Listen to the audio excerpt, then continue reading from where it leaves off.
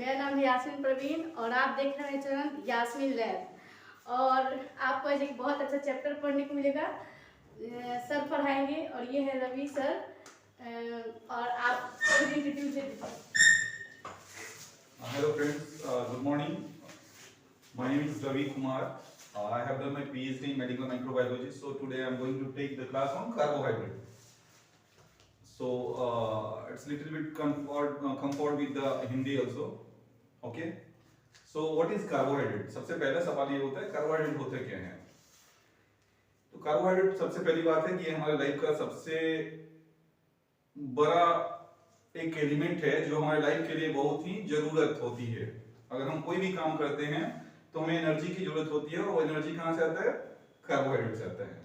ठीक है, तो कार्बोहाइड्रेट में सबसे सिंपल बात जो कि सबको ही जानता है शुगर है। ठीक है, शुगर एक्चुअली क्या है कि हम इसको अपने सिंपल लैंग्वेज में जो हम डिफरेंट टाइप के शुगर होते हैं, तो पहले हम जानते हैं कि कार्बोहाइड्रेट कहते किसको है। तो कार्बोहाइड्रेट पहला चीज क्या होता है, ये आइदर एल्डिहाइड और कीटोन ग्रुप्स होते हैं इसमें। ठीक है, पहले क्या था कि कार्बोहाइड्रेट को डेफिनेशन दिया जाता था CnH2n ON से। तो पहला फॉर्मूला जो था CnH2n ON। एक्चुअली क्या है, ये फॉर्मूला बहुत सारे शुगर्स जो है वो इसको फॉलो नहीं करते हैं और बहुत सारे ऐसे हैं जो शुगर नहीं है लेकिन फिर भी वो इस फॉर्मूला को फॉलो करते हैं, लाइक एसिटिक एसिड और ग्लेशियल एसिडिक एसिड। ओके,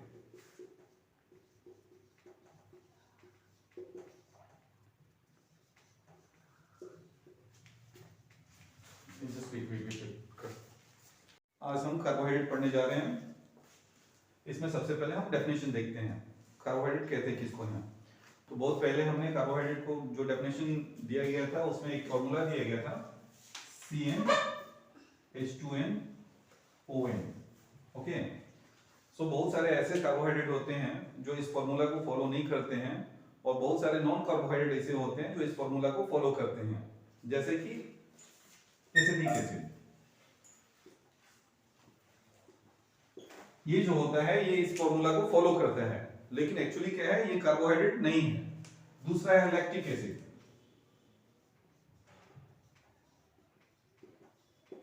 ये भी क्या है, ये एक्चुअली कार्बोहाइड्रेट नहीं है लेकिन ये कार्बोहाइड्रेट को फॉलो करता है।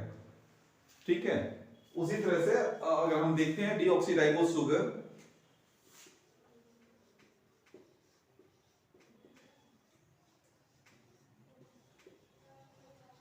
ये एक्चुअली शुगर है जो कहां पाया जाता है, डीएनए में, लेकिन ये इस फॉर्मूला को फॉलो नहीं कर पाता है। सो इसको इरेज करने के लिए एक नया डेफिनेशन आया जिसको हम देखते हैं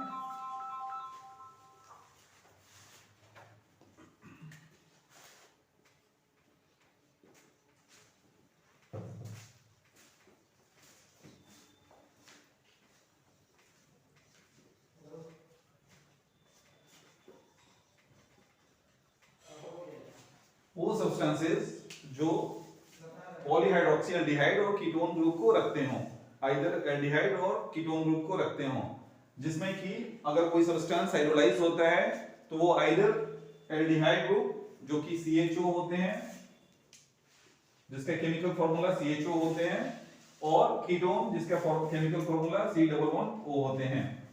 तो ये दोनों जब हाइड्रोलाइज, कोई भी सब्सटेंसेस हाइड्रोलाइज होकर अगर वो एल्डिहाइड और कीटोन को रिलीज करते हैं तो उनको हम क्या कहते हैं, कार्बोहाइड्रेट कहते हैं। दिखाओ,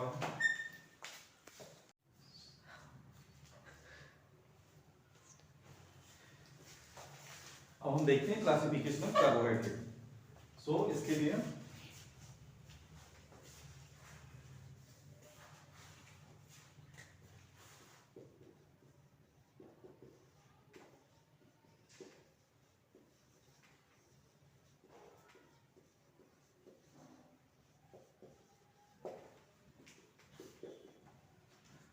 classification of carbohydrate depend on the different types of carbohydrates. So the first one is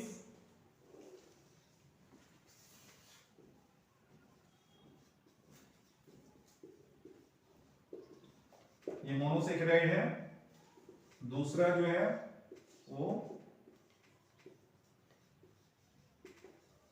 disaccharide है, the third one is oligosaccharides है, लास्ट और fourth one is polysaccharide.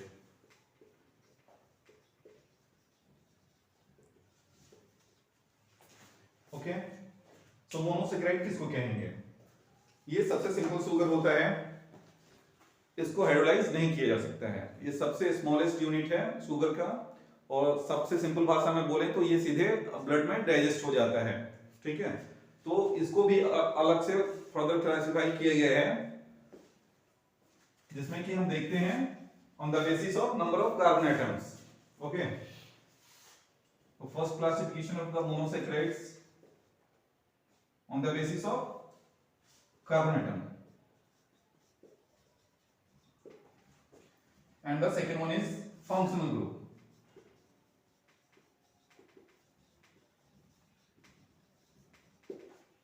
So now on the basis of carbon atom, the first one is triose.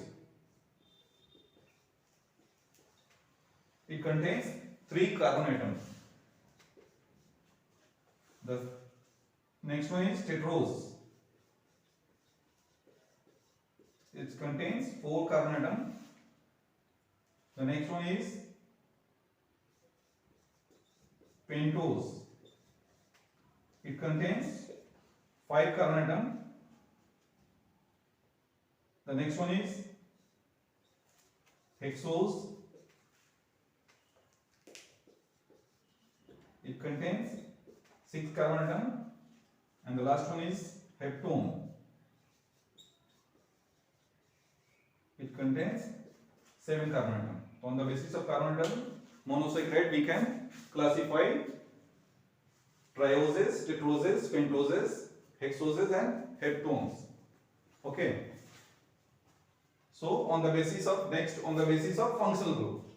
So we know already that in definition the carbohydrate having either ketone or aldehyde groups. So on that basis we can classify the monosaccharides, like if it is aldehyde group means CHO, and the second one is keto group means C11O. Aldehyde, the examples of aldehyde in monosaccharide is trioses, that means glyceraldehyde.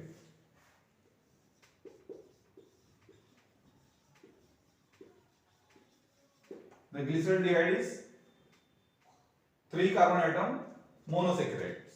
Okay, and the keto group, it is a monosaccharide but it contains aldehyde groups, that's why it's come under the aldehyde monosaccharides. The next one is keto group. So it is dihydroxyacetone.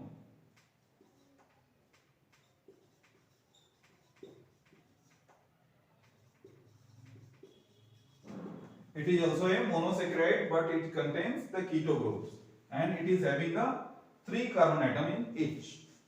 The next one is tetrose. You know very well this riboerythrose. Erythrose is a aldehyde group containing monosaccharides, and the erythrulose,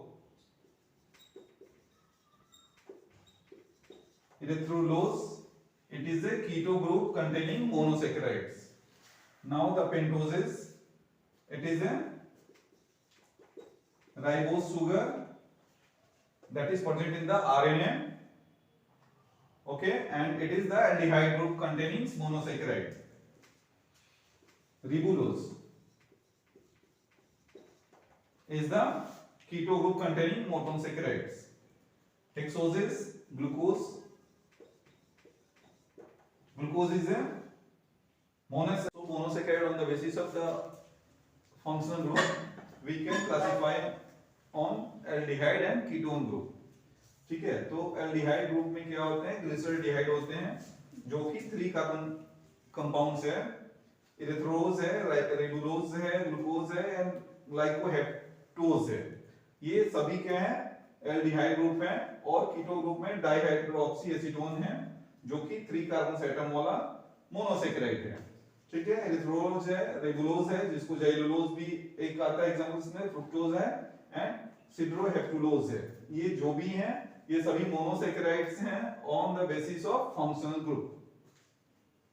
now we can come to the disaccharides. So disaccharides mean it is form of 2 glucose unit. They are linked together by the glycosidic bond, जो कि आपस में glycosidic bond से जुड़े रहते हैं। तो हम आगे देखते हैं डाइसैकेराइड्स के बारे में। अब हम देखते हैं डाइसैकेराइड्स के बारे में। तो डाइसैकेराइड जो होता है ये लो मॉलिक्यूलर वेट कार्बोहाइड्रेट है। ठीक है, ये 2 यूनिट से मिलकर बने होते हैं, 2 ग्लूकोज यूनिट आपस में जुड़ते हैं तो ये डाइसैकेराइड को बनाते हैं जो लिंक होते हैं आपस में ग्लाइकोसिडिक बॉन्ड से। ठीक है ना। तो जब हम आगे देखते हैं डाइसैकेराइड तो ये 2 तरह के होते हैं, रिड्यूसिंग शुगर और दूसरा क्या होता है non reducing sugar. Reducing sugar किसको कहते हैं, तो ये इस तरह के शुगर होते हैं जिसमें कि जो कार्बन एटम C1 और C2 रहते हैं वो फ्री रहते हैं। कहने मतलब ये हुआ कि अगर आगे हम हीटिंग करते हैं इसको तो ये जो है अपने कलर को रिलीज करता है और ये स्मेल और टेस्ट को भी अच्छा देता है, तो इसलिए ये रिड्यूस हो जाता है। नॉन रिड्यूसिंग शुगर उसको कहते हैं जो रिड्यूस नहीं हो पाते हैं, जिसमें कि कार्बन एटम जो है अल्फा 1 या बीटा 2 या C1 C2 फ्री नहीं रहते हैं, वो लिंक रहते हैं आपस में। ठीक है, तो वो रिड्यूस नहीं हो पाते हैं जिसके कारण उनको नॉन रिड्यूसिंग शुगर कहते हैं। जिसका सबसे अच्छा एग्जांपल क्या है, सुक्रोज है। सुक्रोज जो है ग्लूकोज प्लस फ्रुक्टोज मिलके बनाते हैं सुक्रोज।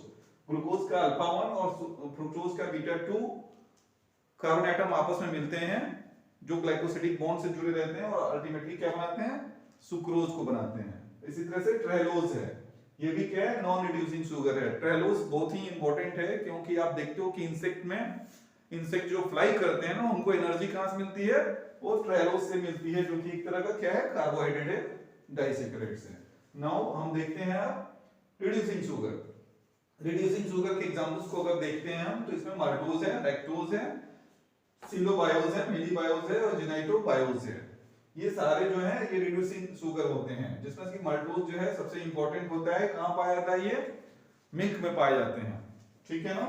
ये जो ग्लूकोज प्लस गैलेक्टोज मिलके आपस में क्या बनाते हैं, माल्टोज। गैलेक्टोज का अल्फा 1 कार्बन एटम ग्लूकोज के अल्फा 4 कार्बन एटम से जुड़े रहते हैं जो अल्टीमेटली क्या माल्टोज बनाते हैं। लैक्टोज में ग्लूकोज प्लस ग्लूकोज आपस में मिलते हैं जो बीटा 1,4 ग्लाइकोसिडिक बॉन्ड से जुड़ते हैं तो अल्टीमेटली क्या बनाते हैं, लैक्टोज बनाते हैं। यहाँ एक चीज देखने की बहुत ही जरूरी है कि ओसाजोन फॉर्मेशन, हम कार्बोहाइड्रेट को कैसे पहचानेंगे, कैसे हम मोनोसेकेराइड्स को डाइसैकेराइड से अलग करते हैं।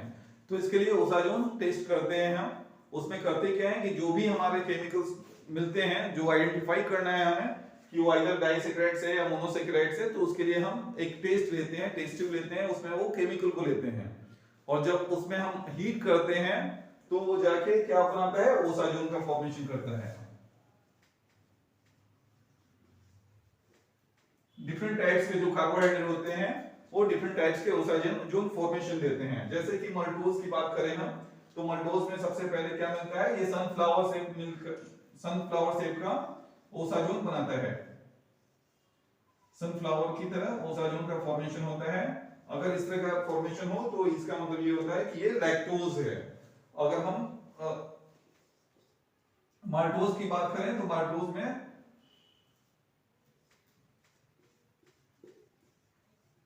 पाउडर पफ अपीयरेंस बनते हैं, तो इससे ये पता चलता है कि ये माल्टोज है।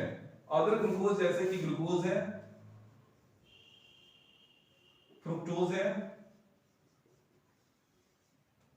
मैनोज है, ये जो ओसाजोन फॉर्मेशन करते हैं ये निडल शेप का ओसाजोन फॉर्मेशन करते हैं और आइदर वो ब्रूम स्टिक अपीयरेंस टाइप का ओसाजोन फॉर्मेशन होता है जो निडल शेप में रहता है। तो इससे हम डिफरेंट टाइप्स के जो कार्बोहाइड्रेट हैं उनको ओसाजोन फॉर्मेशन से अलग अलग पहचान सकते हैं।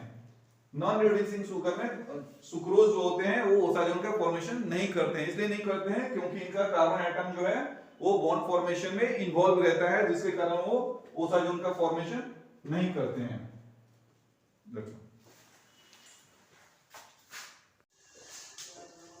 अब हम आते हैं ओलिगोसैकेराइड्स। तो ओलिगोसैकेराइड्स में क्या होता है, 3 से 10 यूनिट डिफरेंट टाइप्स के ग्लूकोज यूनिट मिलके ओलिगोसैकेराइड्स का फॉर्मेशन करते हैं, जिसमें रेफिनोज, एस्टेकिलोज और रेमिनोज ये सारे एग्जांपल्स हैं इसके।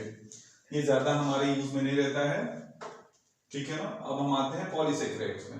पॉलीसैकेराइड्स में क्या होता है कि ये मोर देन 10 यूनिट्स ग्लूकोज मिलके बने होते हैं, जो फर्दर क्लासिफाई किए गए हैं होमोपॉलीसैकेराइड्स में और हेटेरोपॉलीसैकेराइड्स में। होमोपॉलीसैकेराइड्स मींस, होमो मींस क्या होता है, सेम, ठीक है। हेटेरो मींस क्या होता है, डिफरेंट। तो यहाँ होमोपॉलीसैकेराइड्स में क्या होता है कि जो भी ग्लूकोज यूनिट्स होते हैं वो सभी एक जैसे होते हैं, ठीक है। जैसे कि ग्लूकोज दूसरे ग्लूकोज से जो भी अटैच रहता है वो सभी एक सिमिलर टाइप के ग्लूकोज होते हैं। हेटेरोपॉलीसैकेराइड में डिफरेंट टाइप्स के मोनोसैकेराइड्स बोले या फिर शुगर बोले तो डिफरेंट टाइप्स के शुगर होते हैं जो आपस में जुड़ के ग्लाइकोसिडिक बॉन्ड्स के द्वारा हेटेरोपॉलीसैकेराइड्स का फॉर्मेशन करते हैं। तो हम आते हैं अब एग्जांपल्स ऑफ होमोपॉलीसैकेराइड्स में। होमोपॉलीसैकेराइड्स में पहला है सेलुलोज। सेलुलोज ये सभी को मालूम है कि ये प्लांट में पाया जाता है, ठीक है। और इसका बहुत ज्यादा यूज कहाँ पे होता है, जो हम डाइट लेते हैं, अगर हमें अपने बॉडी को थीन बनाना हो, ठीक है, गैस के प्रॉब्लम से रिलीज करना हो और अच्छा एक डाइट कंट्रोल होना चाहिए, तो हम सेलुलोज लेते हैं। सेलुलोज को डाइजेस्ट करने के लिए हमारे शरीर में किसी तरह का डाइजेस्टिव एंजाइम्स नहीं पाए जाते हैं। ये डायबिटिक पेशेंट होते हैं उसमें सेलुलोज या फिर डाइटरी फाइबर्स जिसको कहते हैं, फाइबरस फ्रूट्स, वो लेने के लिए सजेस्ट किया जाता है। ग्लाइकोजन क्या है, ये स्टोर फूड है, किसमें, एनिमल्स में। ये एनिमल्स में स्टोर फूड के रूप में रहते हैं, जो कि ऑन इमरजेंसी ये एनर्जी को प्रोवाइड करते हैं। स्टार्च क्या है, ये प्लांट का स्टोर फूड है जो डिफरेंट टाइप्स के फोटोसिंथेसिस और इन सब चीजों में पार्टिसिपेट करता है, ठीक है। डेक्स्ट्रीन क्या है, डेक्स्ट्रीन भी एक तरह का क्या है, होमोपॉलीसैकेराइड्स है, जिसका मेन फंक्शन क्या है, डेक्स्ट्रीन का मेन फंक्शन है ये जो स्टार्च है इसका पार्शियल डाइजेस्टेड पार्ट है। ये क्या चीज, डेक्स्ट्रोन क्या है, ये वेसोडाइलेटर होता है। ये जैसे कार्डियक अरेस्ट या कोई भी शॉक को एब्जॉर्ब करने के लिए ये हमारे अंदर में काम करता है। कौन, डेक्स्ट्रोन। काइटिन क्या है, ये भी एक तरह का क्या है, होमोपॉलीसैकेराइड्स है। ये पाया कहाँ जाता है, तो जितने आर्थ्रोपोड्स होते हैं ना उनमें ये पाया जाता है। आर्थ्रोपोड्स का जो स्केलेटन बने होते हैं ऊपर में, वो क्या चीज के मिलके बने होते हैं, काइटिन के से मिलके बने होते हैं, जो कि एक तरह का क्या है, कार्बोहाइड्रेट है। अब आते हैं इनुलिन में। इनुलिन क्या होता है, इनुलिन भी एक तरह का फूड पार्टिकल से जो हमारे में डाइजेस्ट नहीं होता है। ये इसको हम जनरली किसमें यूज करते हैं, GR, ग्लोमेरुलर फिल्ट्रेशन रेट को जब डिटरमाइन करते हैं तो उसमें हम इनुलिन को लेते हैं, क्योंकि ये बॉडी में पूरी तरह से रीएब्सॉर्ब नहीं हो पाता है। जितना इनटेक होता है उतना बाहर में निकल जाता है, तो इसके लिए हम ग्लोमेरुलर फिल्ट्रेशन रेट देखते हैं, जो कि किडनी फंक्शन टेस्ट में काम आता है। नाउ अब हम देखते हैं हेटेरोपॉलीसैकेराइड्स। हेटेरोपॉलीसैकेराइड्स नाम से ही पता है कि डिफरेंट टाइप्स के जो ग्लूकोज यूनिट होते हैं वो आपस में ग्लाइकोसिडिक बॉन्ड से जुड़ के हेटेरोपॉलीसैकेराइड्स का फॉर्मेशन करते हैं, ठीक है ना। जिसका एग्जांपल्स है अगार, अगरोज, hyaluronic acid, heparin, कॉर्नेटिन sulphate, डर्मेटिन sulphate. ये सारे एग्जांपल्स किसके हो गए, हेटेरोपॉलीसैकेराइड्स के हो गए, है ना। अगार, अगरोज, ये जनरली हम क्या यूज करते हैं, ये हम माइक्रोबायोलॉजी में कल्चर मीडिया यूज करते हैं, उसमें हम इसको ज्यादातर हम यूज करते हैं, प्रेफर करते हैं बैक्टीरिया को न्यूट्रिशन प्रोवाइड करने के लिए, क्योंकि ये बैक्टीरिया में ही पावर होती है जो इसको तोड़ के अपना फूड कंज्यूम करता है। और ये कहाँ मिलते हैं, ये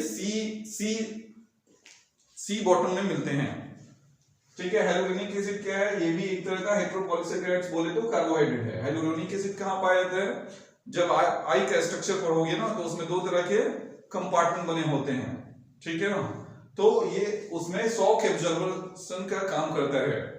हिपेरिन क्या है, ये नेचुरल एंटीकोगुलेंट है, जो हमारे शरीर में पाया जाता है या किसी भी एनिमल के शरीर में पाया जाता है, जो ब्लड को क्लॉट नहीं होने देता है नेचुरली, ठीक है। कॉर्नेटिन सल्फेट क्या होते हैं, ये जितने भी टेंडन है, लिगामेंट है या फिर बोन है, ये उसमें पाए जाते हैं। ये भी क्या है, एक तरह का हेटेरोपॉलीसैकेराइड्स, अल्टीमेटली कार्बोहाइड्रेट है।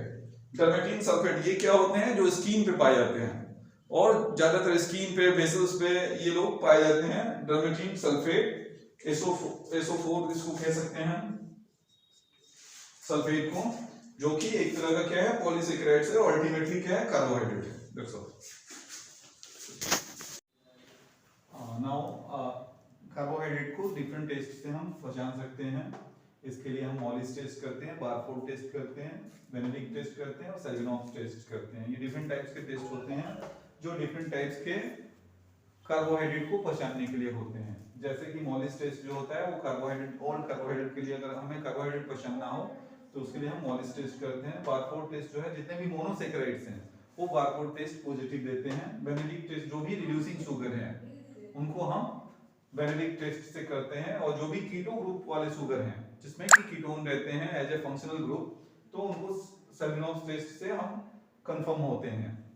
और अब आप ग्लूकोज की, तो ग्लूकोज जो है ये ब्रेन को सबसे ज्यादा एनर्जी जो है वो ग्लूकोज ही प्रोवाइड करता है, और 1 ग्राम ग्लूकोज जो है 4.2 किलो कैलोरी एनर्जी प्रोवाइड करता है। ये आपका ग्लूकोज का स्ट्रक्चर है जिसमें कि 6 कार्बन एटम है, और इसका एम्पिरिकल फार्मूला जो है C6H12O6 है। इसमें क्या होता है कि कार्बन नंबर एल्डिहाइड ग्रुप से हम कार्बन नंबर को इंडिकेट करते हैं, और ये टोटल 6 कार्बन एटम हुए। तो ये टोटल स्ट्रक्चर है ग्लूकोज का। That's all. I hope friends ये आपको समझ में आया होगा। अगर अच्छा लगे तो प्लीज़ लाइक करें, कमेंट करें और चैनल को सब्सक्राइब जरूर करें, क्योंकि हमें बायोकेमिस्ट्री, हेमेटोलॉजी, माइक्रोबायोलॉजी और लैब से रिलेटेड सारे वीडियो आपको प्रैक्टिकल और थ्योरी दोनों मिलेंगे। और ये देखिए फ्रेंड्स, ये कार्बोहाइड्रेट का सर ने बहुत अच्छा एक्सप्लेन कर दिया है, और बहुत ज़्यादा शेयर करें इस वीडियो को ताकि हर स्टूडेंट जो है इसका लाभ उठा सके।